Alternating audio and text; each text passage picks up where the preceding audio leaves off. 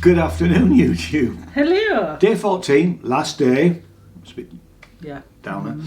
And we've seen 2 shows so far. It's 3:15 in the afternoon. Our first show was this morning.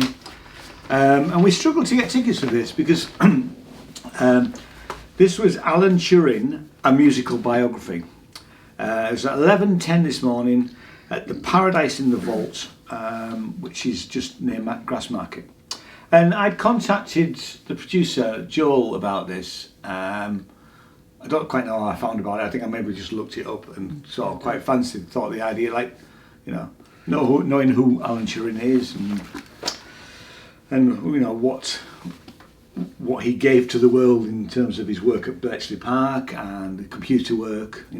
There is just before I get onto it, and we'll read the bit. There is always a perception that Alan Turing pretty much did the Enigma, cracked the Enigma code on his own, and that isn't true. Okay. Just to say that, because in an awful lot of stuff you see, there is this perception that he did it single-handedly. He didn't. There were lots of people involved. Anyway, that's an aside. Right, so this is... So hang on, you were telling a story about tickets and you didn't reach the end of it. Didn't I? No. You just say you contacted Joel. Oh yeah, contacted Joel. Said. And it's sold out. It's getting towards the end of its run now, and when you look on the Fringe website, finishes on the 20th. Every day is sold out. But here's a tip: if you really fancy it, go a little bit earlier. What time did they open this morning? Because we were there early, weren't we? Well, we were there by. I think we were there about 25 to 20. And they weren't actually open, so if you go 20 minutes, but there were a lot of people. Minutes, but there were people there already. If you go about 20 minutes, they weren't all for that show though. There was 2 shows on. Half of those people went into the fish and chip thing. Anyway, so we digress. Yes, Turn up a little bit earlier. There are always 4 tickets available on the day, which they don't release until they actually open. Alan Turing, a musical biography. This intriguing new musical composed by Joel Goodman and Jan Osborne is a journey through the extraordinary life of Alan Turing. It presents experiences of paramount importance such as the loss of his closest friend, Alan's role in the Second World War, as well as his struggle with the society's unjust view of homosexuality. This biographical account is narrated by Andrea, the fictional author of Alan Turing's biography. Alan's dialogue is directly taken from historical letters that he wrote to his friend, colleague and his mother, which is actually quite an important part. Yeah, I think it is, yeah. Because Joel came out at the end, didn't he, and said that they didn't give him a script. No. When you see Alan has performed, he hasn't got a script. He's just, I really liked this. I thought it was fantastic. It was brilliant. You were going to ask me a question. I was going to ask you a question because it is a musical. Yes. And the songs are very much used as a device to elaborate on a point or maybe move the story a little bit forward. And you generally don't like that style of musical. It's that style. It's the musical theatre style of songs, isn't it? Yeah, it's you don't. Sorry. You're right. But you don't like Stephen Sondheim, for example. Oh God, no. So not that it's like that at all, but in the sense that the songs do sort of they're almost talking through them, but they weren't. They were singing them, and they were sung really well. But actually, voices. I don't think there was any. There's no melodies that you're going to come away singing in that sense. No. So, when we sat down and when we started, I suddenly realised they broke into song. I thought, I'd forgotten it was a musical. Yes, that's not my choice in terms of the style of musical that I would like to go and see. But it suited this piece. It did suit this piece very, very well. It really did. And brilliantly performed, brilliantly sang, I thought as well, really. Yes, yeah. And really, it was really, really well performed. I mean, it picked the relevant points, so it wasn't in fine detail. No. But but within the time, I mean, you got the important points. You got a fantastic, simple explanation of the Fibonacci sequence of numbers. That was brilliant. I wanted to know how he worked out that a pine cone was directly related to the Fibonacci sequence. I have no idea. I'm sure if you look it up, because that's mind blowing to some extent. Anyway. But it was really, I found it really emotional, especially the treatment by the establishment, and the judiciary, because homosexuality was illegal at that point in time. But he wrote a beautiful letter to his best friend's mother, and then there was a song about it, about the letter, and I was really quite emotional about that at the end of that.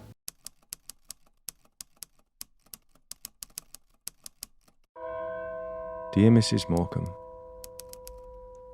I want to say how sorry I am about Chris. During the last year I worked with him continually, and I am sure I could not have found anywhere another companion so brilliant and yet so charming and unconceited. I regarded my interest in my work and in such things as astronomy, to which he introduced me, as something to be shared with him, and I think he felt a little the same about me.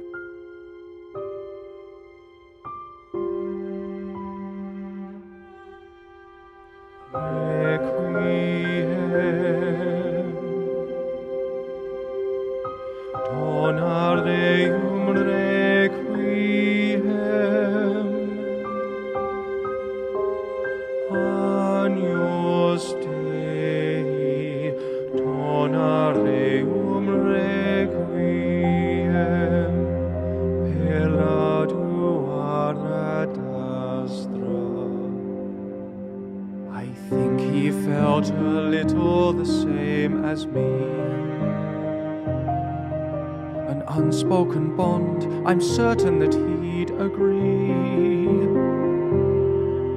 A short life full of courage and happiness. My feelings for him are too late for me to express. A like-minded friend who could comprehend the nature of spirit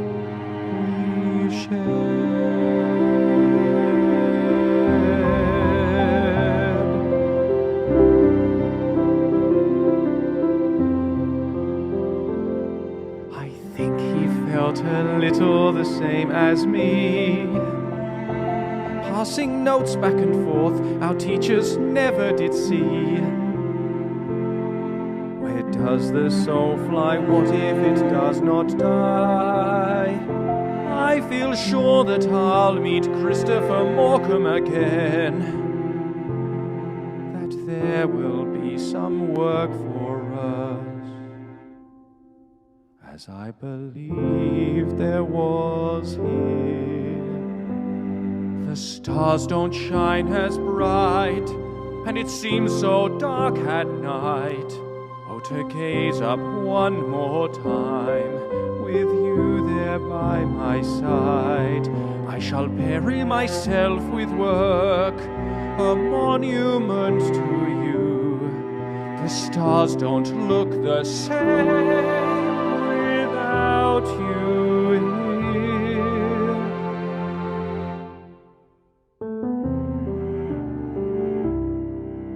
I think I feel a little the same as her.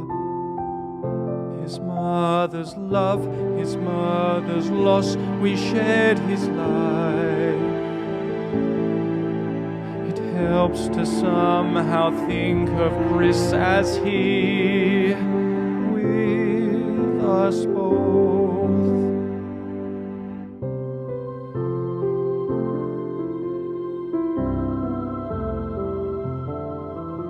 The stars don't shine as bright, and it seems so dark at night. Oh, to gaze up one more time, with you there by my side, The stars don't look the same without you here.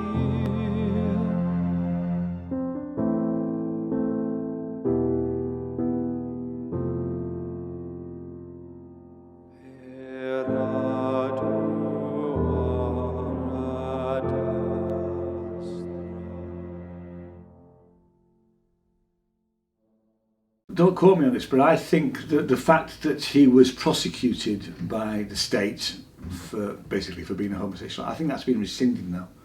I think. Oh yes, I think it that was. was. But I mean, he had a choice. He had the choice to go to prison, and I think it wasn't in the musical, but I think it was he was given 6 months, or he was given to do a treatment. Yeah, no, it was mentioned in the song. Was it 6 months? Yeah. Oh, right, I missed that. It was. Yeah. It was the choice between prison or treatment. Because he did, chemical treatment, which is abhorrent, really. Yeah, he should do that. I mean, yes. And I apologise. We should have looked that up because I'd forgotten about that. But that's not relevant in the sense that obviously it's about his life, and he died. Which bit are you talking about? About the fact that he's had his prosecution. Oh right, okay, quashed. Right. Quashed. Yeah. Because obviously, for him, he had a record. Yeah.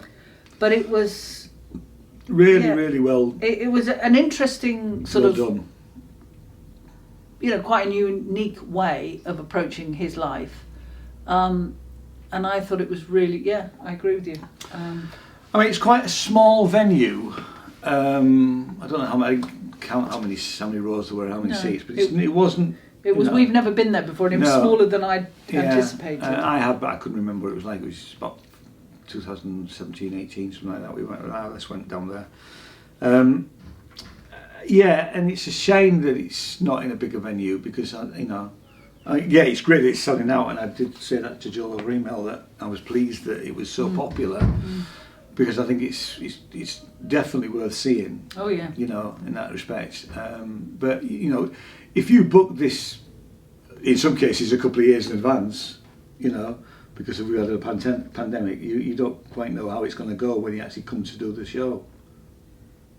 No, you mean how popular it's going to be? Yeah. Yeah, I think we found that, in a few places people have either become popular in that 2 years. But it's interesting, we were talking to Kevin from the Falsetto Sock Puppet Theatre, and he was saying that he put his deposit down, I think it was 2019, and he hadn't lost it because they've rolled it over, and he didn't come last year because quite a lot of artists didn't make that decision. But he's only now, although he did it 2019, now's the show that he booked then. So you can have that, whereas you might, I know we've had unprecedented time with all that stuff. Anyway. Yeah, no, it was great. It was very, very good. Yeah. How many stars? I'm going to go for a 4. It's a good 4. Yeah, it is. It's really, really good. Go and see it. It's the Early Mornings Productions. Paradise in the Vault, at the Vault, 11:10 each day. Although it's sold out, turn up a bit earlier, get your ticket. So it shows it being It's all red at the moment, so you can't book it here. But I mean, actually, what might be worth doing is just if you want to go and see it on a particular day, pop in the day before if you're near there, because they told us yesterday there was only one of the tickets that actually, one of the 4 tickets that was going to go. So we knew we were able to get the second ticket, and we were talking to a chap called Richard who did exactly that. He turned up early and he got one of the other tickets, So fantastic. Go see it. Great. See you next time. Cheers. Bye. Bye.